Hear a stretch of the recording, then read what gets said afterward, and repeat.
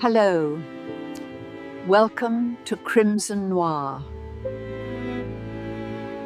Important, Hollowmere Road was not the sort of place where anything dramatic was expected to happen. It curved gently past a row of old cottages, each with its gate freshly painted, each with its small front garden arranged according to the owner's temperament. Mrs. Pike's marigolds stood in stiff military rows. Miss Albright allowed her roses to grow with romantic disorder. At the far bend, where the road dipped toward the old mill pond, stood Ashcombe House, square, respectable, and rather too proud of its silence. On Thursday afternoon, the village charity tea was held in Miss Albright's garden, because her lawn was the largest, and because she possessed, as everyone knew, the best china in the parish. There were little sandwiches, seed cake, and a table of homemade jams, over which three ladies had already quarrelled politely. Miss Marple sat near the lilac hedge, knitting something pale and delicate. She appeared to be listening to Colonel Vane's complaint about modern postmen, but her soft blue eyes moved now and then toward Hollowmere Road. "It is very odd," murmured Miss Marple. Colonel Vane stopped. "The post? No, dear Colonel. The curtains at Ashcombe House. Mrs. Harcourt always draws them before tea when the sun reaches that window. Today she has not." Across the lawn, Mrs. Harcourt's niece Evelyn laughed too loudly at something the curate had said. Her face was bright, but her fingers worried about the clasp of her handbag. Then the church clock struck 5. A boy came running through the gate, breathless, white-faced, and unable at first to speak. "It's Ashcombe House," he gasped. The door was open and Mrs. Harcourt's lying in the hall. The garden fell silent. Important. For one strange moment the teacups, the cakes, the gossip, and the sunlight seemed to remain exactly as they had been, while every person present understood that something dreadful had entered Hollowmere Road and would not easily leave. Miss Marple folded her knitting carefully. "Dear me," she said softly, "how very sad, and how very human." Murder at Briarwood Hall, Section 1. Briarwood Hall stood beyond the village green, half hidden by ancient trees and old family pride. Its stone walls had watched over weddings, scandals, funerals, and one memorable winter when the butler had run away with the rector's sister. But on the morning of Lady Penrose's annual garden fete, the hall looked charming enough to silence even its harshest critics. There were white tents on the lawn, a brass band under the cedar tree, and a long table covered with cakes, preserves, and embroidered cloths no one dared touch without permission. Lady Penrose moved among her guests like a small queen, smiling when required and noticing everything. Miss Marple had come with Mrs. Bantry and was seated near the rose walk, where she could observe without appearing to do so. She admired the dahlias, praised the sponge cake, and watched people. There was Mr. Langford, the family solicitor, speaking in low tones to Lady Penrose's nephew. There was Miss Celia Vane, pale and pretty, pretending not to watch the young doctor. There was Edward Penrose, smiling too easily, as men often did when they were afraid of being found out. At 4:30, Lady Penrose announced that the silver rose bowl, donated for the raffle, would be presented in the library before the final draw. Several guests drifted indoors. Others remained outside, where the band was attempting a cheerful waltz. Then came the scream. Important, it was not theatrical. It was sharp, brief, and full of genuine terror. The music stopped. In the library beside the writing desk, Lady Penrose lay motionless on the carpet.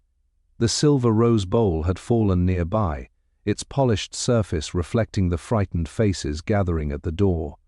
Miss Marple arrived last, leaning slightly on her stick. "What a very unhappy house," she murmured.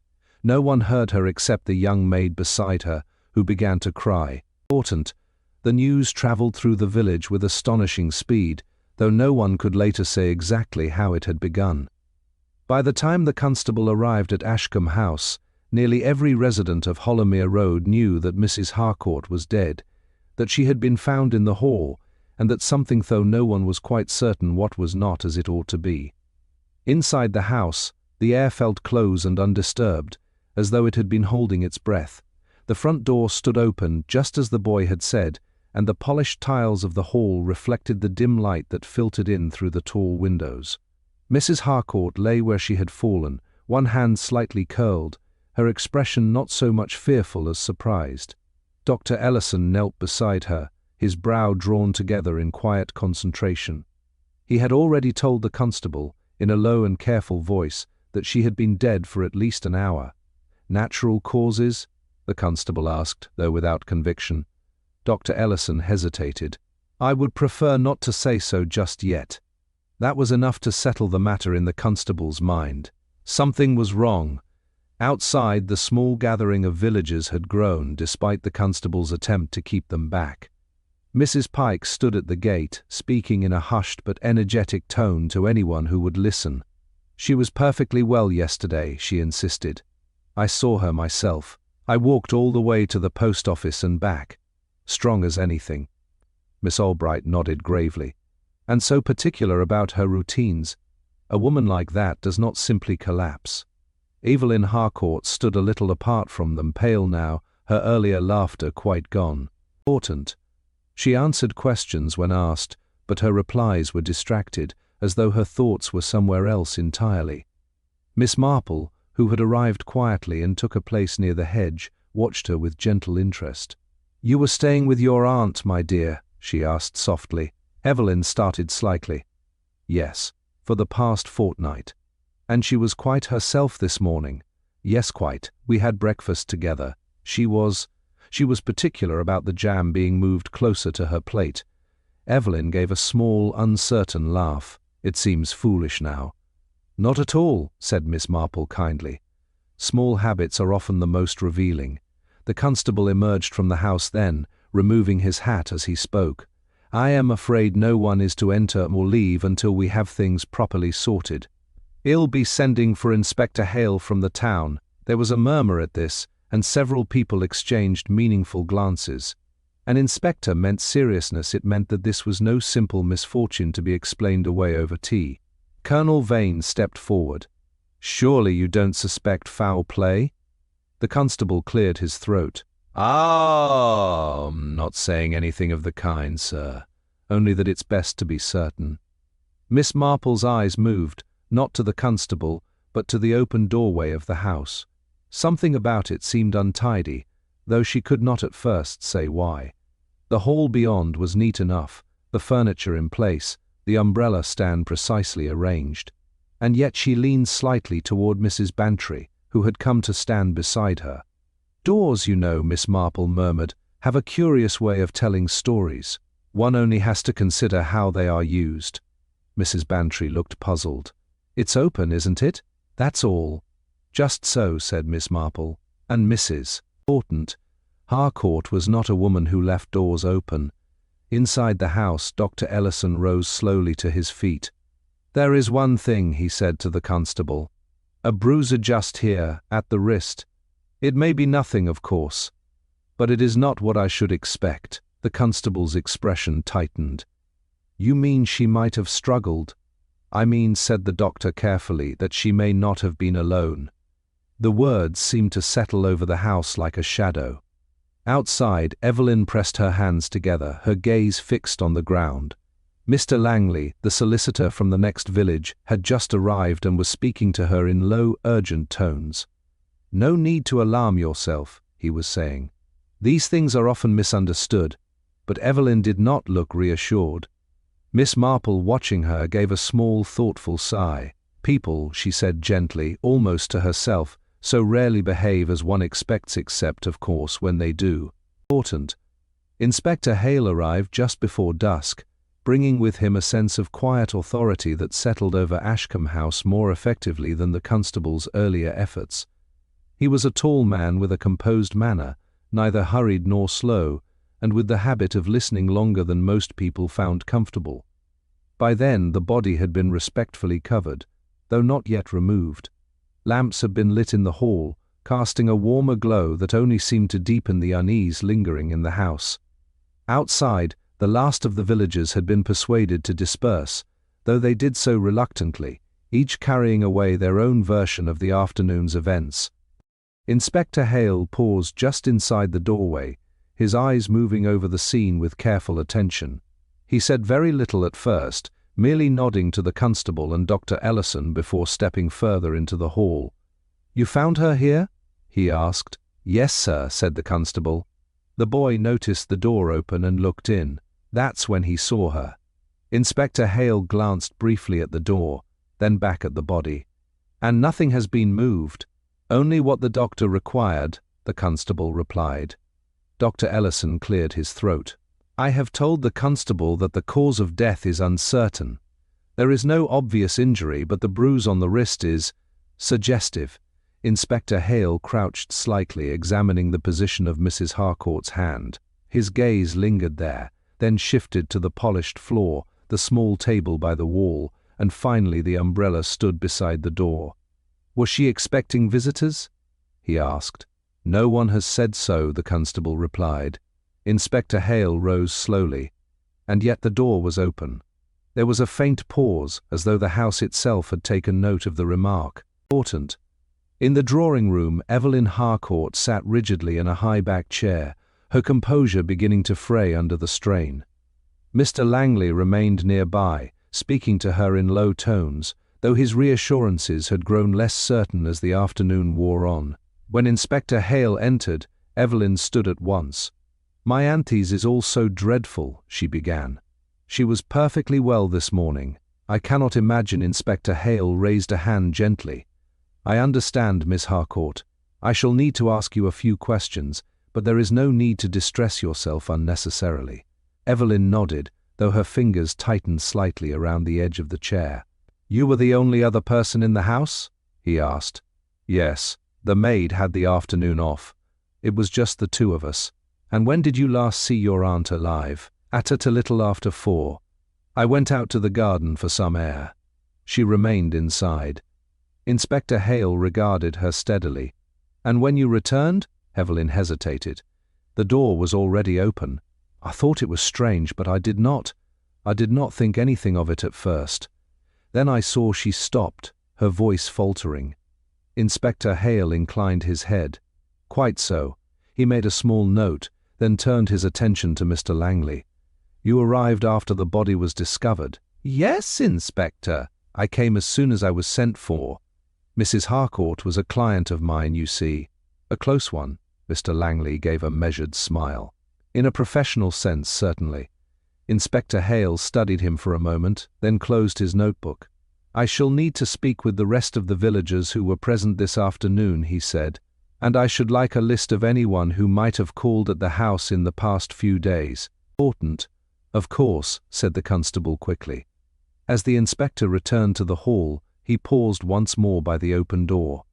The evening air had grown cooler, and a faint breeze stirred the curtain just inside.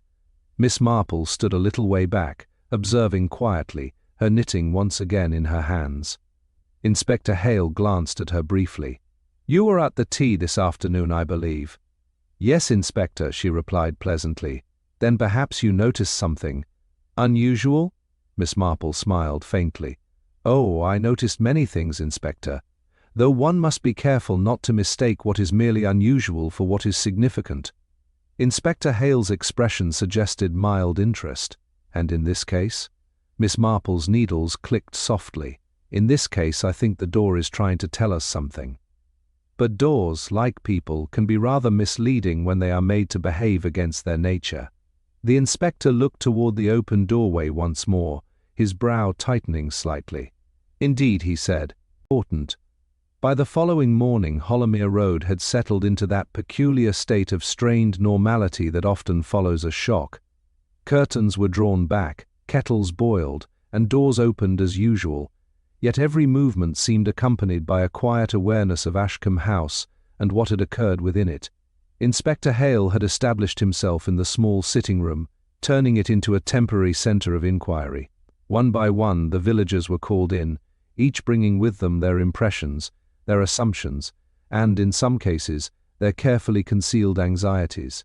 Mrs. Pike was among the first. "I can tell you this much, Inspector," she said firmly, leaning forward in her chair. "Mrs. Harcourt was not a woman to invite trouble.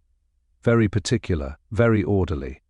If that door was open, it wasn't by accident." Inspector Hale nodded. "You are quite certain of that?"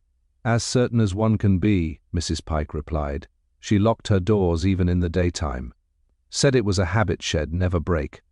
When Mrs. Pike had gone, Miss Albright took her place, offering a similar account, though with greater emphasis on Mrs. Harcourt's character than on her habits.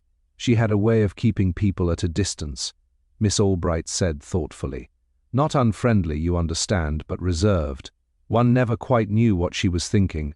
Inspector Hale made a note of that. Outside, in the narrow strip of garden beside the house, Miss Marple stood examining the flower beds with mild interest. To any observer, she appeared to be admiring the neat rows of lavender and the carefully pruned shrubs. In truth, her attention was divided between the garden and the open window just above it. Mrs. Bantry joined her, glancing back toward the house. Important. Well, my dear, it is almost unsettling, she said. And everyone is saying something different. People often do, Miss Marple replied gently. It is part of their charm. Mrs. Bantry lowered her voice. Do you think it was someone from the village? Miss Marple considered this, her eyes resting briefly on the gravel path that led to the side gate. One must never assume too quickly, she said. But it is worth remembering that familiarity can be a very powerful advantage. Inside, Evelyn Harcourt was being questioned again.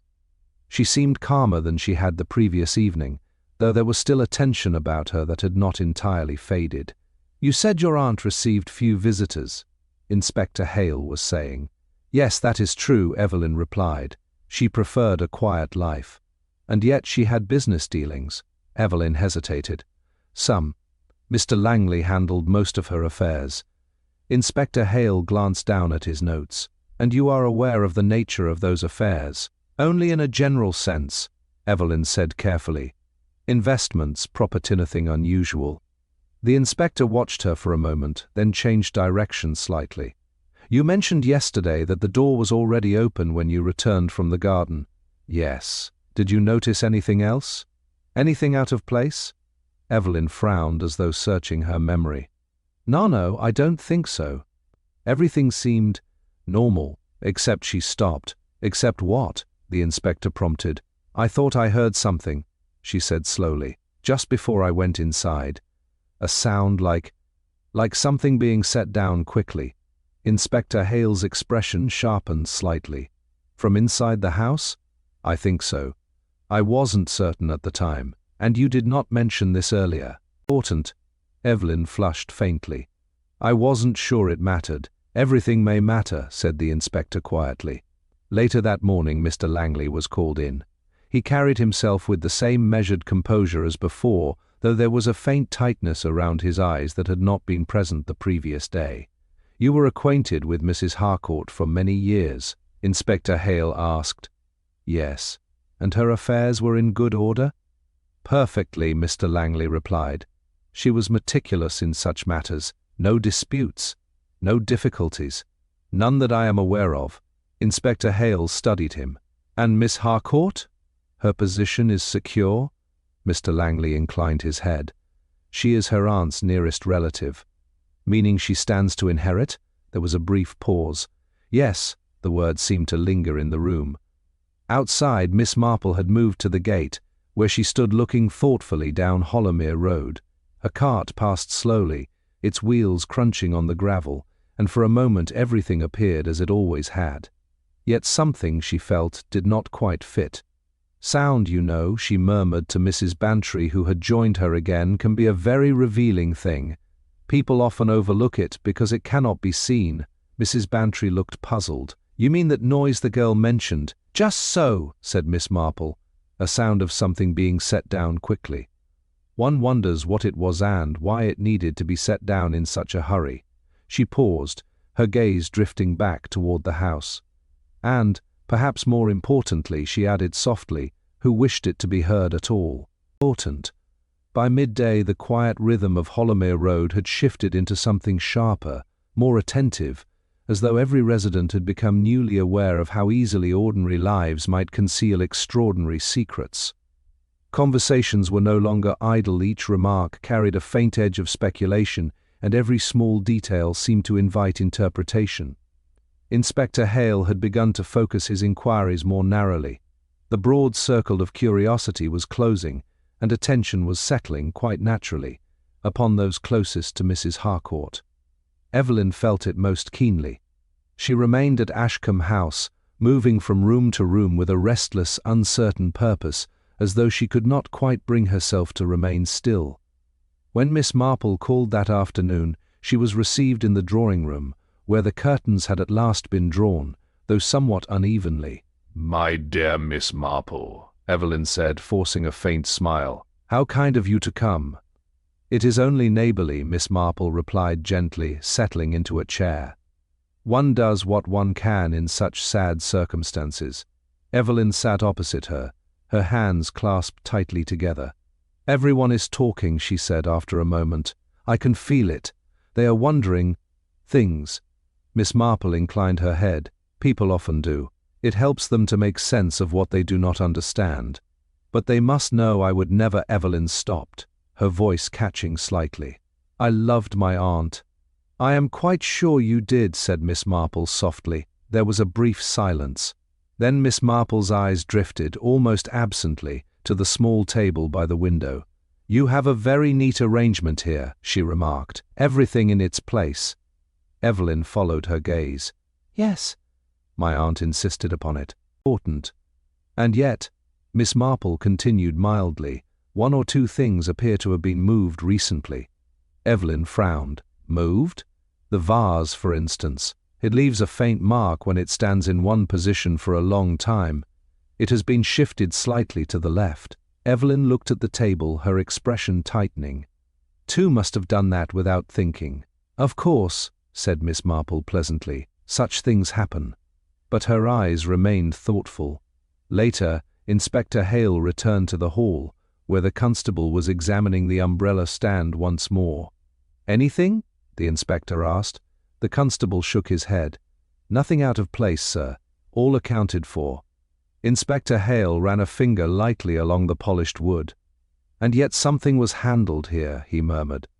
"The doctor's observation suggests a struggle brief, perhaps, but enough." Dr. Ellison, who stood nearby, nodded.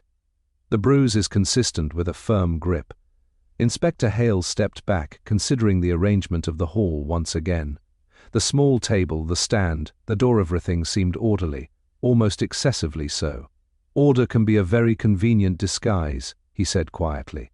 That afternoon he called upon Mr. Langley once more, this time at his office in the neighbouring village. The room was lined with ledgers and papers, each carefully arranged, reflecting the same precision the man himself displayed. "I would like to speak further about Mrs. Harcourt's affairs," Inspector Hale began.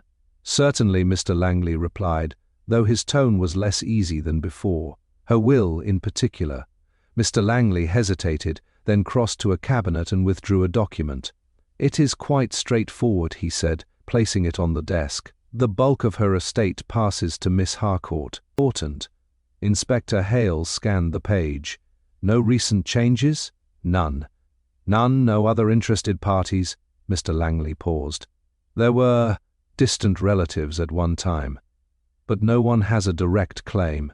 Inspector Hale looked up. "At one time?" "Old matters," Mr. Langley said quickly. "Long settled." The inspector closed the document slowly. "Old matters have a way of becoming new again," he observed. Back at Ashcombe House, Miss Marple had taken a slow walk along the gravel path, her mind turning over the small details that had begun to gather significance. The open door, the sound Evelyn had heard, the shifted vase, the bruise on the wristall of them were pieces, though not yet arranged. She paused by the side gate, looking down at the faint marks left in the gravel. "Curious," she murmured. Mrs. Bantry, who had accompanied her, leaned closer. "What is it?" "Footsteps," Miss Marple said. "Or rather, the absence of them in certain places." Mrs. Bantry blinked. "I don't understand." "No," Miss Marple said gently. "It is not yet clear. But one expects a pattern, you see. And when the pattern is broken, it suggests that something has been adjusted." She straightened slowly, her expression mild but intent. "People do not always realize," she added softly, "how much they reveal when they attempt to put things back as they were." Important. By late afternoon, the atmosphere at Ashcombe House had grown heavier as though each passing hour added another quiet layer of pressure. Inspector Hale had begun to move beyond simple questions, returning to earlier statements and examining them with greater care, testing their consistency in ways that made even the most composed villagers uneasy. Evelyn felt this shift most acutely. She sat in the drawing room once more, though she seemed less certain of her place within it, as though the familiar surroundings no longer offered the comfort they once had. When the inspector entered, she rose automatically, her composure carefully arranged. "I hope you are not too fatigued, Miss Harcourt," he said. "No," she replied quickly. "I wish only for this to be understood." "As do we all," said Inspector Hale. He took a seat opposite her, opening his notebook with deliberate calm. "There are just a few points I would like to revisit." Evelyn nodded, though her fingers tightened slightly around the arm of the chair. "Yesterday, you mentioned hearing a sound before you entered the house. Something is being set down quickly." "Yes, and you are quite certain of that?" "I believe so," she said, though there was a faint hesitation now. It was not loud, but distinct. Inspector Hale watched her closely. "From the hall? I thought so. I was near the garden path when I heard it. And you did not see anyone leaving the house?" "No." "Or approaching it?" "No." Inspector Hale made a small note, then closed the book briefly, as though considering a different approach. "Your aunt's habits were very regular, I understand." "Extremely so. She kept her door locked during the day?" "Yes. And yet it was open when you returned." Evelyn's gaze flickered. "Yes." "Important." Inspector Hale leaned back slightly. "It is a curious detail. One that suggests either a visitor she trusted or someone who wished to give that impression." Evelyn said nothing. There was a pause, long enough to allow the weight of the remark to settle. "Tell me," the inspector continued more quietly, "did your aunt ever speak of being concerned about anyone? Anyone who might have a reason to trouble her?" Evelyn hesitated. "No, not directly." "Not directly?" he repeated. "She was a private person," Evelyn said. "If she had worries, she kept them to herself." Inspector Hale studied her a moment longer, then rose. "Very well, that will be all for now." When he had gone, Evelyn remained where she was, her expression drawn, as though the effort of maintaining her composure had begun to exhaust her.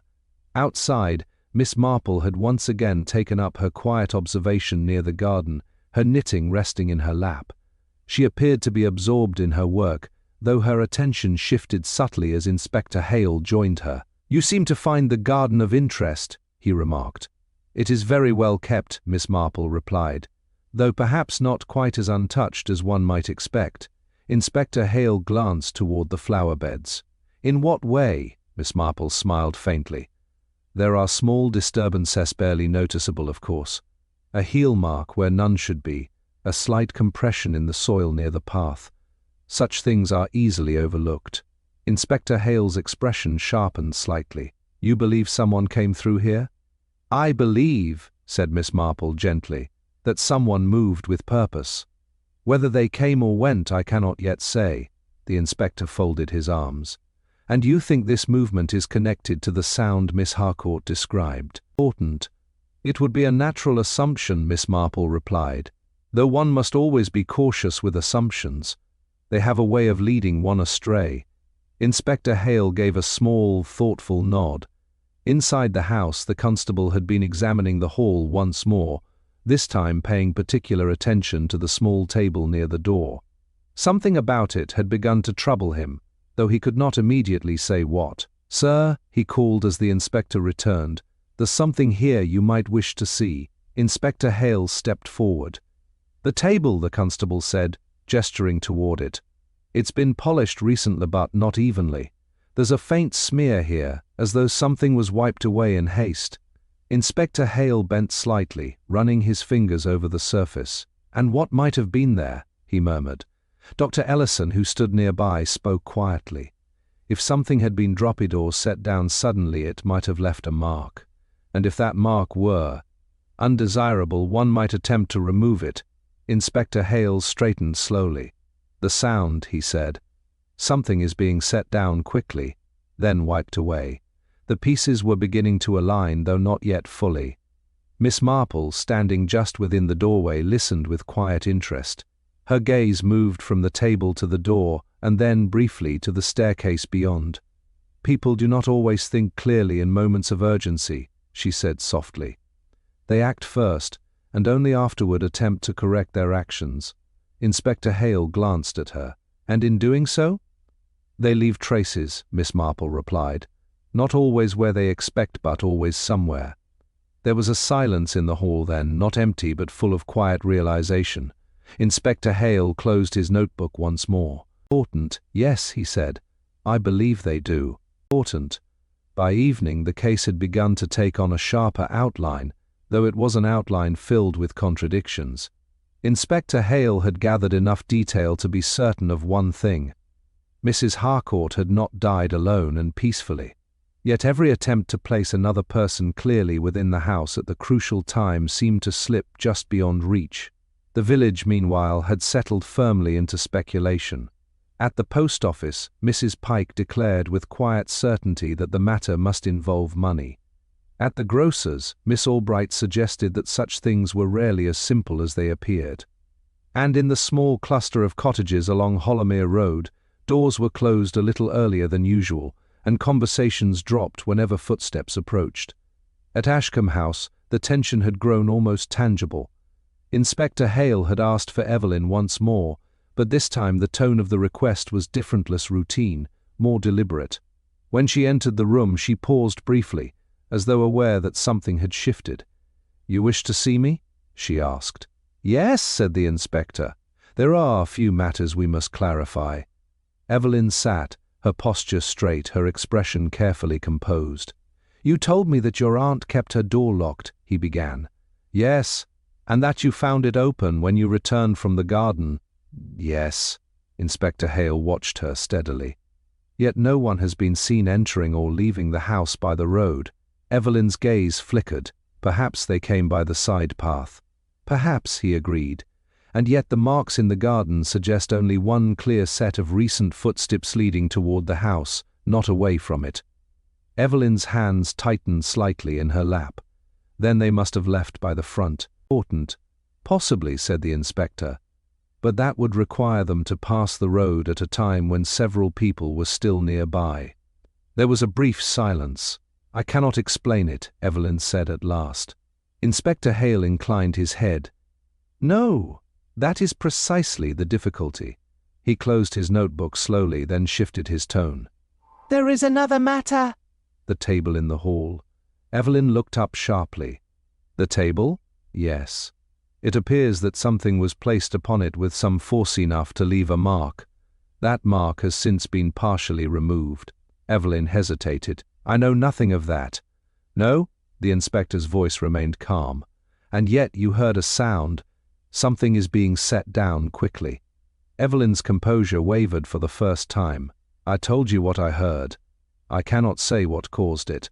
Inspector Hale regarded her for a long moment, then nodded slightly. "Very well." When she had gone, he remained standing by the window, his expression thoughtful. "She is holding something back," he said quietly to the constable. "It would seem so, sir." Inspector Hale turned away. "The question is whether she does so out of fear or guilt." Outside, Miss Marple sat once more near the hedge, her knitting resting untouched in her lap. Mrs. Bantry stood beside her, her curiosity no longer restrained. "My dear, it must be the girl," she whispered. "Everything points to her." "The inheritance, the opportunity." Miss Marple shook her head gently. "One must be careful, dear Mrs. Bantry. When everything points in one direction, it is often because someone has arranged it so." Mrs. Bantry blinked. "Arranged it?" "Yes," said Miss Marple softly. "People are very ingenious when they wish to guide the thoughts of others." "Important." She glanced toward the house, where the evening light had begun to fade.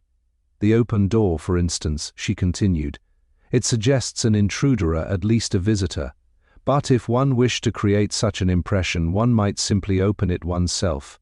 Mrs. Bantry considered this. "You mean after the fact?" perhaps, said Miss Marple. "And the sound." Miss Harcourt heard something being set down quickly. It may not have been part of the crime at all, but part of what followed. Mrs. Bantry frowned. "I don't follow." Miss Marple smiled faintly.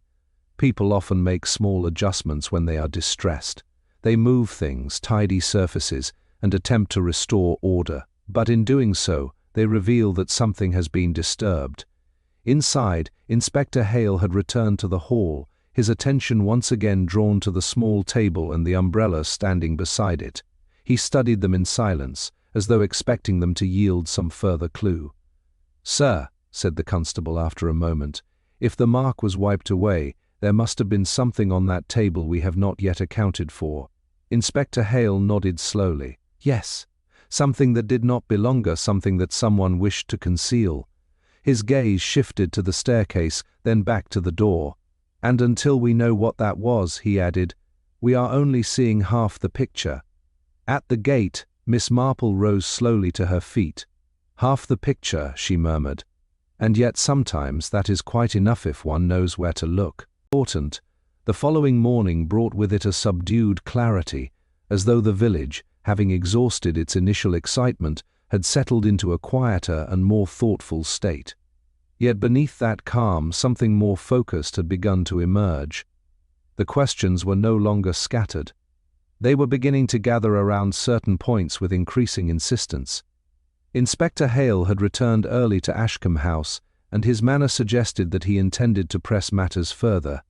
He moved through the rooms with a measured patience, revisiting each detail as though testing it against an unseen standard.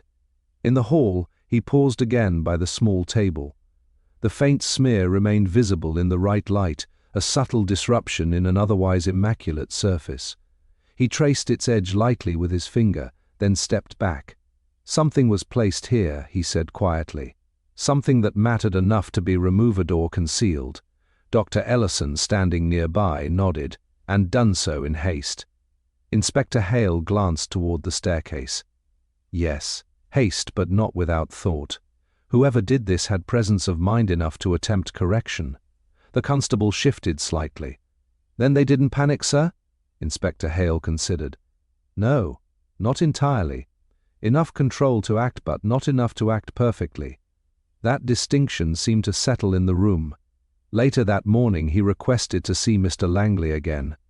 This time the conversation took place not in the village office but within Ashcombe House itself, lending it a more immediate and uncomfortable tone.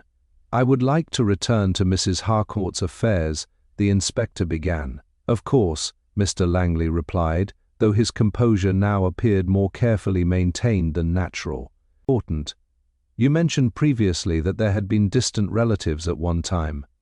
"Yes, and that these matters were long settled." "That is correct." Inspector Hale regarded him steadily. "Settled how?" Mr. Langley hesitated, then spoke with measured care. "There was a disagreement some years ago over property, chiefly. It was resolved legally. Mrs. Harcourt retained full control." "And the other party?" "Left the area." Inspector Hale made a small note. "On good terms?" Mr. Langley gave a faint, non-committal smile. "As good as such matters allow." The inspector closed his notebook briefly. "I should like the name." There was a pause, longer than before. "I will provide it," Mr. Langley said at last. When he had gone, Inspector Hale stood for a moment in the hall, his gaze once again drawn to the arrangement of objects around him.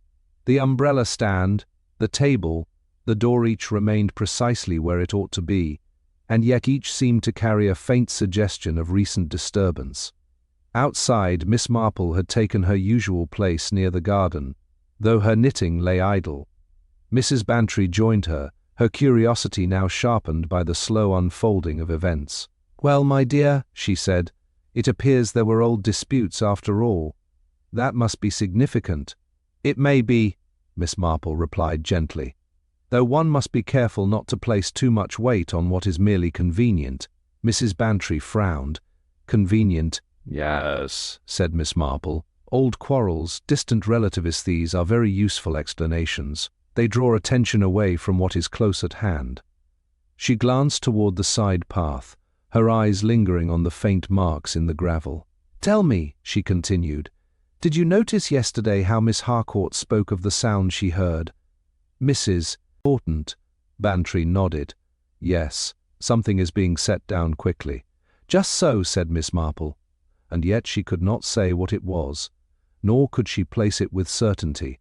Well, that is hardly surprising, Mrs. Bantry said.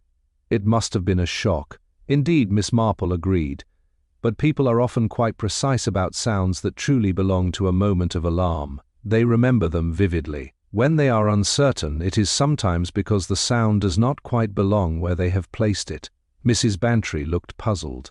You mean she may have heard it at another time, or interpreted it after the fact, Miss Marple said softly.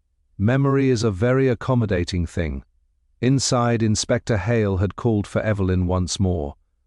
This time he did not begin at once, but allowed a brief silence to settle between them. There is something I should like you to consider, he said at last. Evelyn looked at him, her expression guarded. The sequence of events, he continued.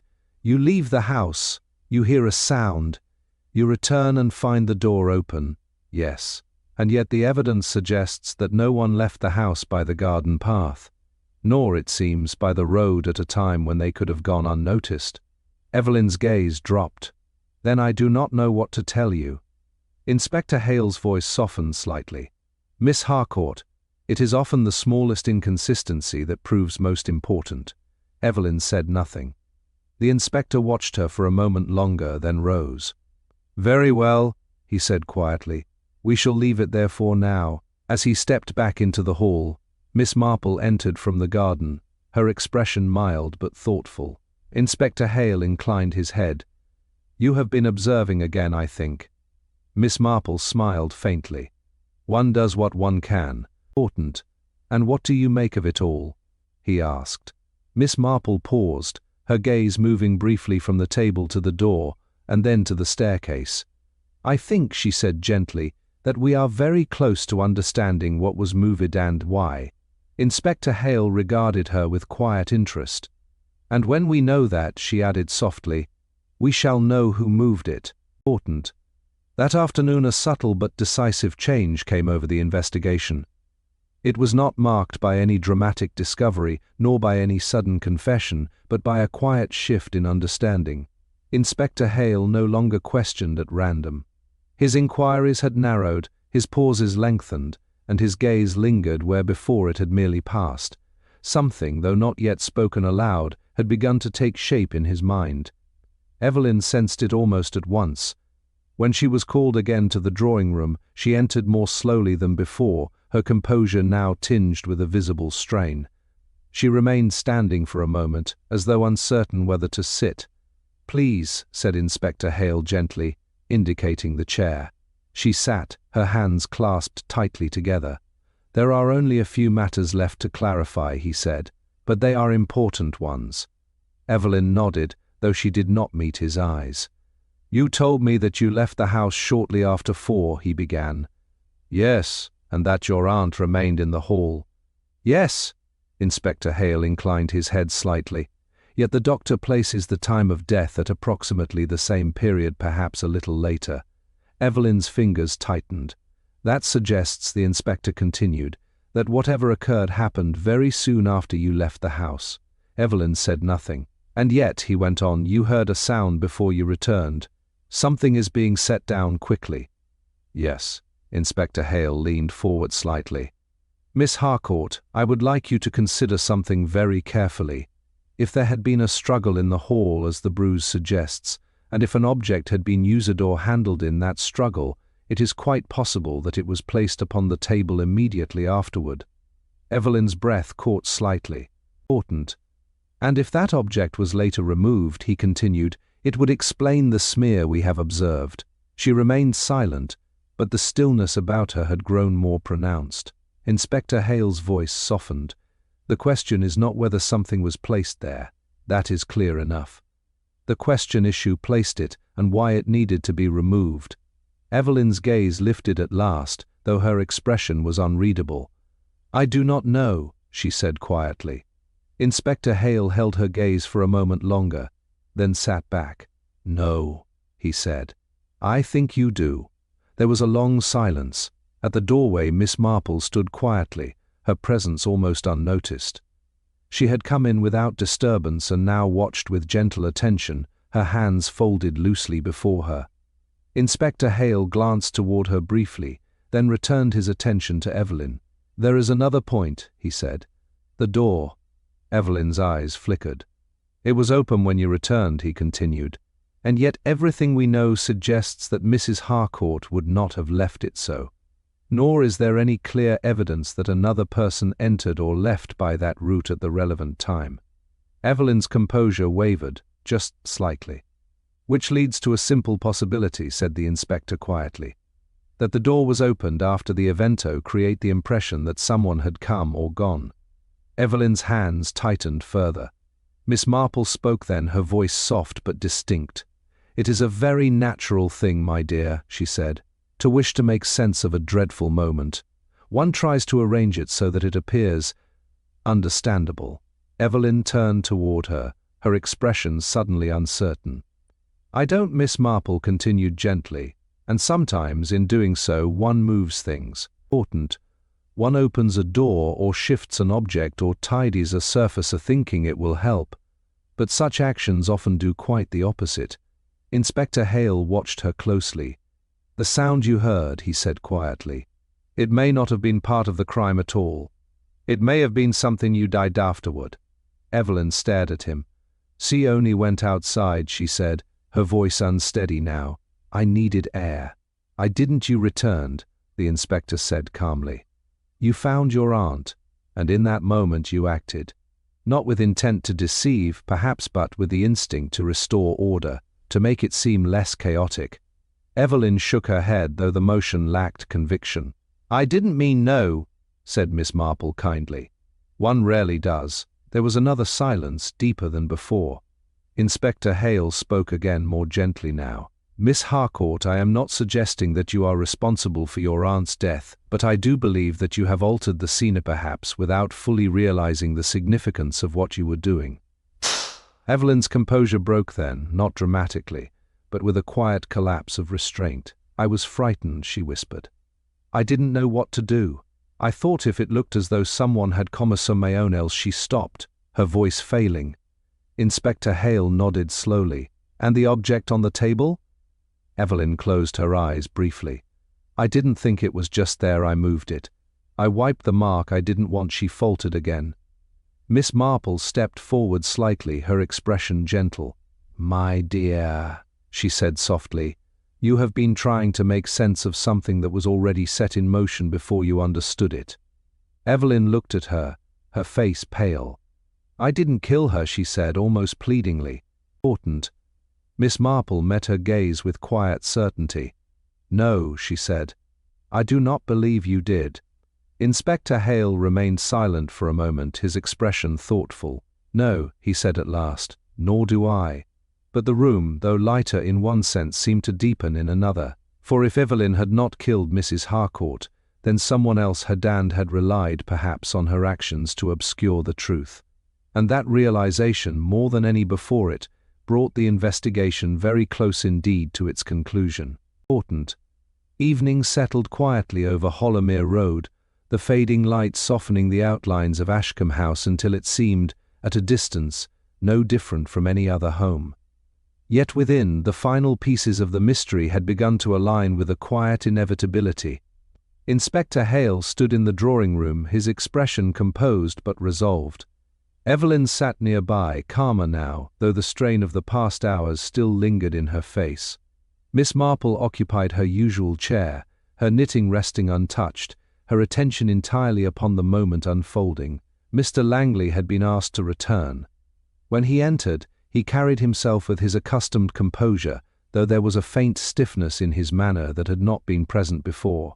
He paused just inside the doorway, his eyes moving briefly from Evelyn to the inspector, and finally to Miss Marple.